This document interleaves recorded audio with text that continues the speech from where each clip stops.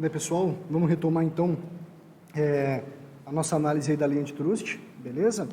Falávamos, né, das funções do CAD, né, onde nós falamos das 3 funções do CAD, né, de prevenir, reprimir e a função educativa, né, de criar cultura, beleza?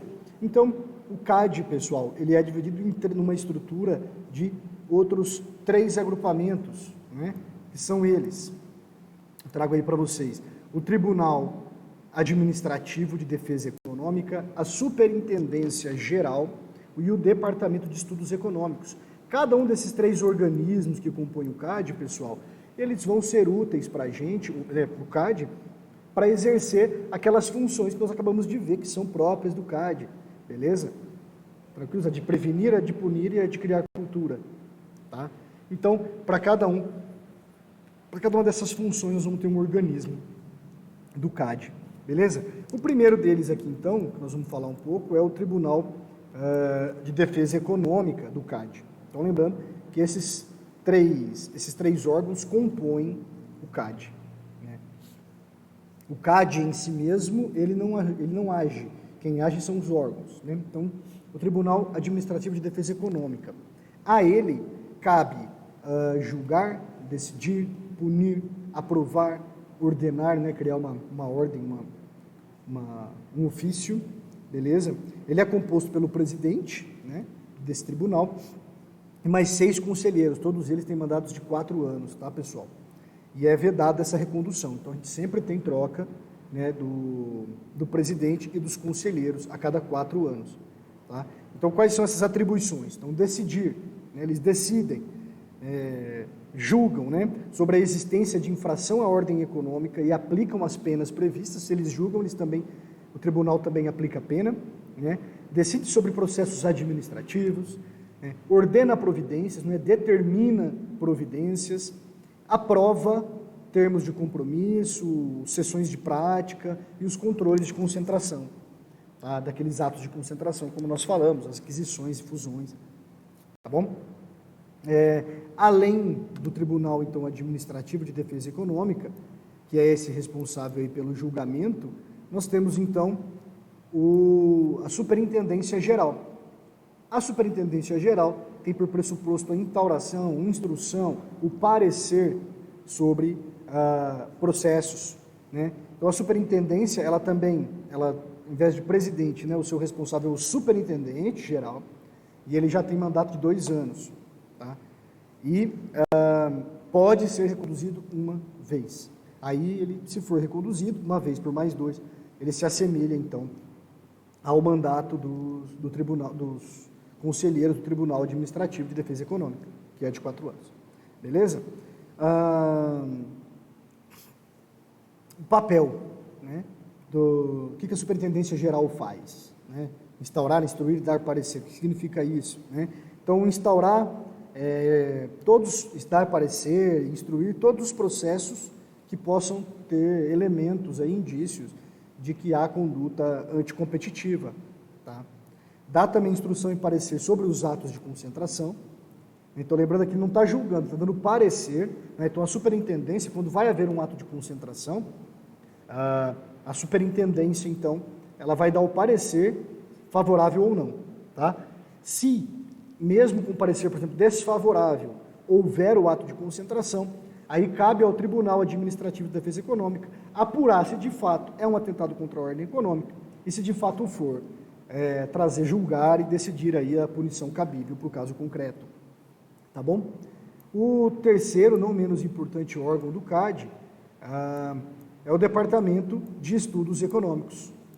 O Departamento de Estudos Econômicos, pessoal, ele visa assessorar, realizar estudos e dar pareceres científicos. Veja que interessante, né, quando a lei antitrust propõe, né, um organismo vinculado ao CAD para isso. Né? Então, veja, ele já não é novo, não é de 2011, né, o Departamento de Estudos Econômicos foi criado desde 2009, tá? Por meio de resolução, e em 2011 ele passa, então, a se tornar uma lei. Tá? Bom, a ideia dele é que essas atribuições se desdobram em diversas atividades, mas, no geral, são atribuições de assessoria, tanto à superintendência como ao próprio tribunal, beleza? Um outro elemento, além de dar essa assessoria para a superintendência e para os tribunais, é ainda o de elaborar estudos, pareceres econômicos sobre as atividades econômicas atuais, beleza? Então, um papel muito importante na formação da cultura, como nós vimos lá que é uma função do CAD, da cultura da concorrência, da competitividade. Lembrando, então, que, né, para efeitos econômicos, para efeitos de evolução social, né, a concorrência não é algo ruim, pelo contrário, né, gente? É algo que a gente deve estimular, a própria Constituição garante isso. E aqui, mais uma vez, a lei antitrust vem para combater atos que sejam, então, contrários à ordem econômica. Beleza? Então, o que a lei fala? Finalmente, quais são as infrações que a lei antitrust vai trazer, né, considerar, né, como infrações, atentados, né, à ordem econômica do nosso país. Então, a Constituição disse que a lei iria criar, né, iria impedir, iria combater. E a lei antitrust, então, é essa lei que vem para criar, combater, impedir, né, a formação de cartéis, a formação de qualquer atividade econômica que vise aí impedir a livre concorrência. Tranquilos? Então, o artigo 36 vai trazer para a gente quais são, né, essa relação, né, a relação dessas infrações contra a ordem econômica. O artigo 36, vamos lá. Falsear, limitar, falsear ou de qualquer forma prejudicar a livre concorrência ou a livre iniciativa.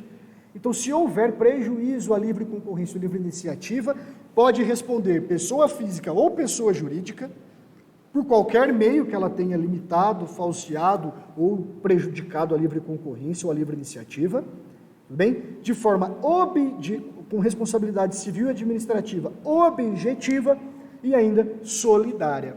Solidária entre os demais, solidária entre pessoa física e pessoa jurídica e ainda solidária em caso de grupo econômico. Beleza? Então, se uma empresa do grupo comete um atentado, solidariamente, todo o grupo econômico responde por esse dano ou por essa responsabilidade civil e administrativa. Beleza? Dominar o mercado relevante de bens ou serviços, né, quando você domina de forma relevante o mercado de bens e serviços.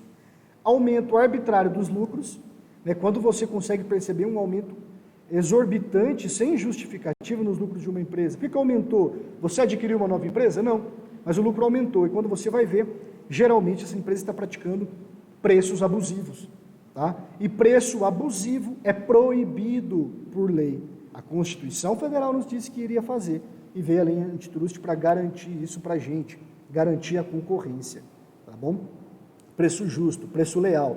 Pessoal, a empresa tem que ganhar dinheiro? Sim, esse é o objetivo de qualquer empresa. Lembrando que só tem dois tipos de empresa. Aquelas que querem ganhar dinheiro, que visam lucro, multiplicação de recursos, multiplicação de capital, ou aquelas empresas que são fundações ou associações sem fins lucrativos, tá? Que formam aí a minoria das empresas no nosso país. Beleza? Então, se não é uma empresa de terceiro setor, logo, todo o restante das empresas visam multiplicação de capital. Contudo, é uma atividade controlada pelo Estado, não é uma atividade totalmente livre, tá? Tranquilos aqui? Daí a provocação que eu trouxe aí no texto pré-leitura, para que vocês possam fazer a leitura aí em casa, né, sobre a mão invisível, beleza? Do Adam Smith. Bom, e exercer ainda de forma abusiva a posição dominante, né? Quando você, empresa, consegue dominar as práticas daquele mercado, quando você impõe o prazo, não, agora todo mundo só entrega sofás a partir de 40 dias úteis. Né? Quando eu consigo imprimir uma exigência dessa em todo o mercado, por exemplo, de sofás, eu estou me tratando de uma forma abusiva, né? Eu estou exercendo de forma abusiva a minha posição dominante. Beleza? Não é porque eu sou o maior fabricante de sofá que eu posso, então, impor esse tipo de prática. E muitas vezes, se for muito significativo, né, esse poder econômico, ele pode fazer. Então, por isso que está aí o Estado, para impedir que a empresa abuse da sociedade, abuse do Estado e abuse das pessoas. Também abuse do poder econômico, de sua posição econômica. Beleza? Veja o parágrafo 2º também. Presume-se posição dominante, ou seja, às vezes você não consegue determinar a posição dominante. Como eu sei que é uma posição dominante? Aí o parágrafo 2º vai presumir que é a posição dominante presumida. Veja aí, presume-se posição dominante sempre que uma empresa ou grupo de empresas for capaz de alterar unilateralmente ou coordenadamente as condições do mercado, que foi o que eu acabei de dar de exemplo, né, para vocês, no exemplo da entrega do sofá, ou ainda quando ela controlar 20% ou mais, né, do mercado relevante. Ou seja, quando uma empresa sozinha, ela concentra o poder de mais de 20% daquele mercado, né, daquele tipo de mercado. Beleza? Então, vamos imaginar que uma empresa de fabricação de chocolates, ela hoje assuma a responsabilidade de fabricar 20% ou mais de todo o chocolate vendido no Brasil. Se isso acontecer, nós estamos diante, então, de uma posição dominante presumida. Tá? Lembrando que, independente do ânimos, se comprovar que houve um atentado à lei, se houve uma infração econômica, né, contra a ordem econômica, então é possível a punição em razão da responsabilidade objetiva atribuída pela lei antitrust. Beleza? Podendo esse percentual, então, ser alterado pelo CAD, para setores específicos da economia. Tem setores que o CAD vai entender que, às vezes, esse valor é ainda mais baixo. Tá? Ou tem setores que ele pode entender que esse valor é ainda mais alto. Vamos imaginar, por exemplo, o setor de infraestrutura que vem sendo privatizado em algumas localidades, mas o setor de infraestrutura de distribuição, por exemplo, de energia elétrica ou de coleta de água e esgoto. Então, é natural que existam poucas empresas, né, que exerçam esse papel, pelo menos por enquanto, porque ainda é um processo, né, de privatização, enfim, desse tipo de prestação de serviço, de concessão, né, melhor dizendo, desse tipo de prestação de serviço. Beleza? O artigo 36 ainda vai dizer outras formas, outros exemplos, né? Mas ele vai se basear esses próximos no parágrafo 3º, que diz o seguinte, que as condutas previstas aí nessa relação do parágrafo 3º agora, além das outras que nós já falamos, na medida que configura hipótese prevista no caput do artigo e seus incisos, também caracterizam infração de ordem econômica. Então, quais são? Está aí a relação. 1. Acordar, combinar, manipular ou ajustar com o concorrente sobre qualquer forma. Então, se você combinar com o seu concorrente, ajustar, manipular o seu concorrente sobre preços dos bens, infração à ordem econômica, sobre a produção e a comercialização de uma quantidade restrita ou limitada de bens. Lembra o exemplo do sofá? Assim, não, eu vou limitar, você só pode fabricar X sofás. Eu não posso fazer. Se eu combinar isso com o meu concorrente simplesmente para elevar o preço de mercado, tá? Infração à ordem econômica.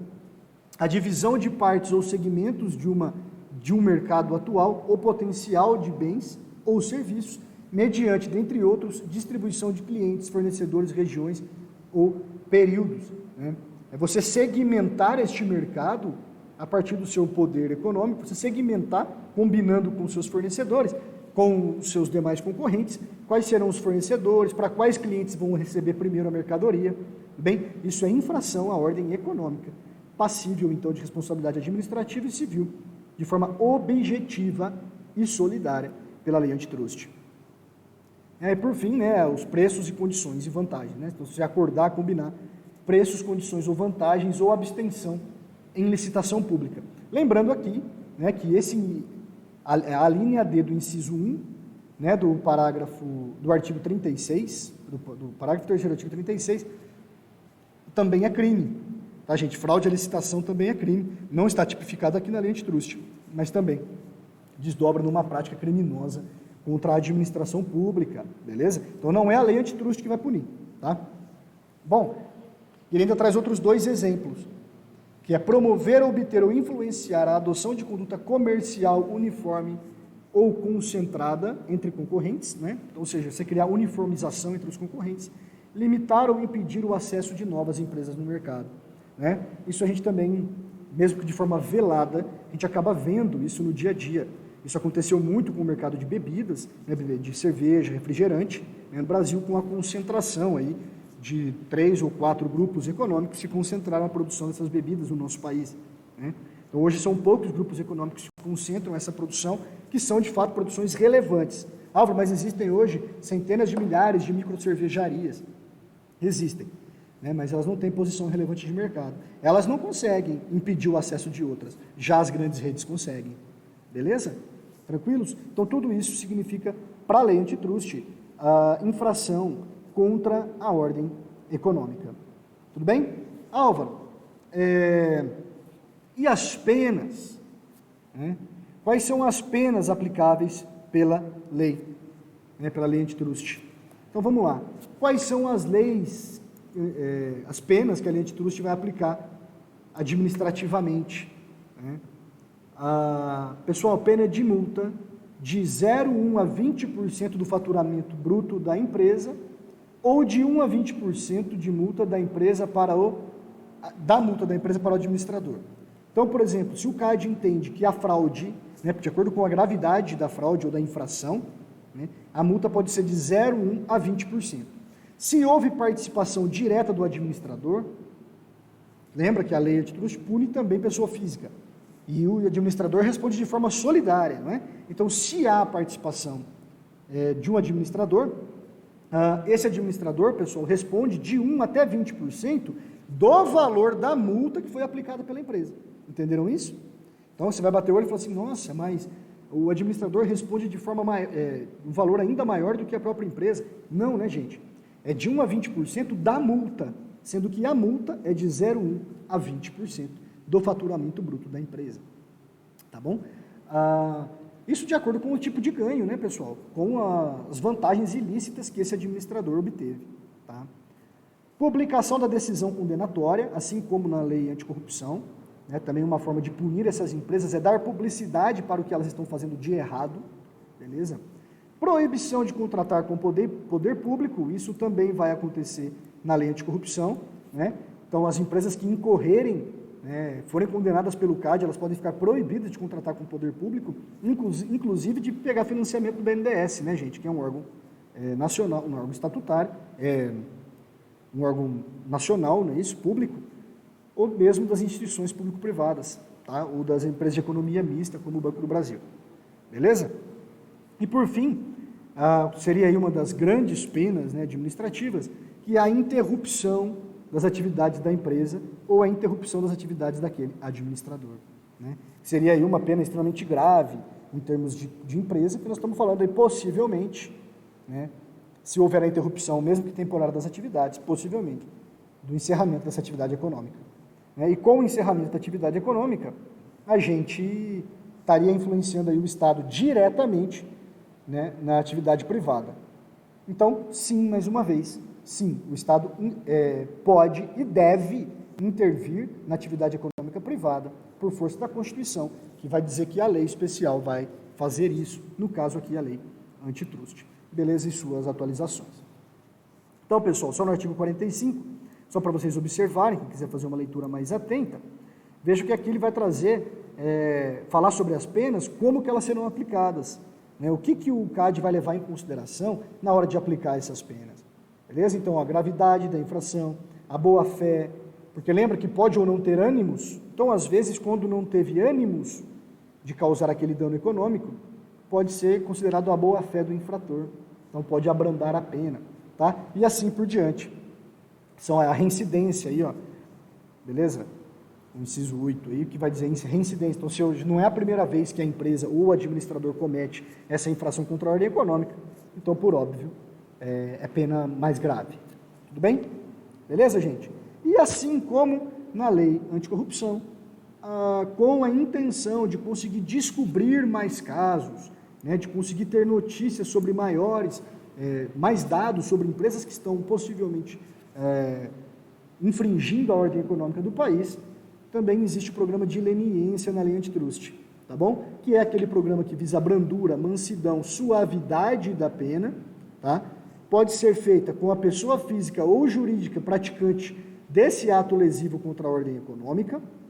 Então, tanto pessoa jurídica como física pode fechar um acordo de leniência, um acordo com o programa de leniência da lei antitrust, desde que colabore com a investigação, colabore com o processo administrativo,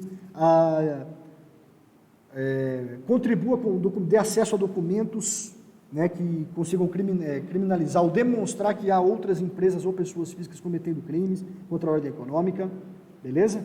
Então, desde que haja todos esses elementos, é possível, então, entrar no programa de leniência. Qual que é a intenção? A intenção do Estado é conseguir ter mais informações, né, mais denúncias, mais dados, mais informações para combater a prática irregular contra a atividade econômica e aquele que faz o acordo de leniência.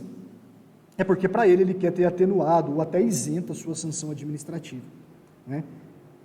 E por fim, pode até incorrer num pedido, o CAD pode até pedir a extinção da punibilidade penal, caso ele participe desse programa de leniência, se for de fato extremamente significante para o combate a essas práticas lesivas à ordem econômica.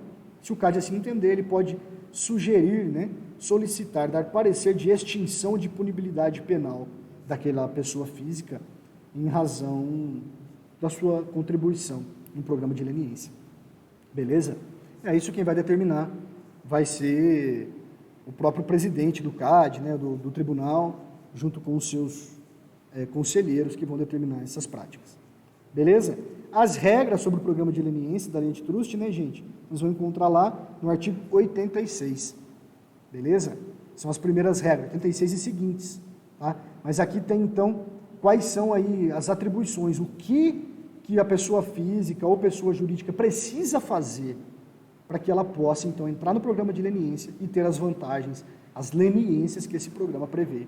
Então, estão aí os incisos que trazem, como, por exemplo, a identificação de demais envolvidos. Né? Então, quando eu trago para o processo outros envolvidos, eu posso ter, então,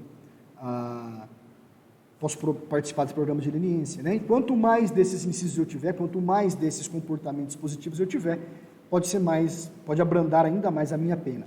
Lembrando que, assim como na lei anticorrupção, em se tratando de responsabilidade civil, né, pessoal, o acordo de leniência, ele não pode prever que a empresa que cometa esse ato atentado contra a ordem econômica, que ela não precise pagar toda a fraude, tudo que ela trouxe de prejuízo para o poder público. Tá? Então, toda vez que houver prejuízo para o poder público, o dever de pagamento, o dever de ressarcimento de todos os danos causados é obrigatório, independentemente do acordo de leniência. Beleza? Então, eu não posso fazer um acordo de leniência, não é legal, não é legítimo um acordo de leniência que preveja que a empresa não vai precisar pagar, reembolsar todos os valores referentes aos danos que ela causou para outra parte, né, para outra pessoa física ou mesmo para a administração pública. Beleza, pessoal? Então, sobre a lei antitrust, é claro que a gente está fazendo aí aspectos mais gerais sobre essas legislações específicas, beleza? Mas eu acho importante para vocês que vão atuar no mercado da administração, que já estão atuando, né, que em breve aí já estão no mercado, ou aqueles que já estão, para que vocês possam ter conhecimento sobre essas legislações, né, dentro da nossa disciplina de compliance, né, para que vocês adotem as práticas adequadas, para que vocês saibam o funcionamento dos órgãos administrativos e saibam o que fazer para poder trabalhar essas negociações dentro da sua empresa, como fazer os processos, os atos de concentração, de forma que você não prejudique a ordem econômica do seu país, que você não obtenha vantagem ilícita, mesmo que sim, sabemos, a empresa tem por objetivo a multiplicação de recursos, mas ela tem limites e a Constituição Federal garante esses limites.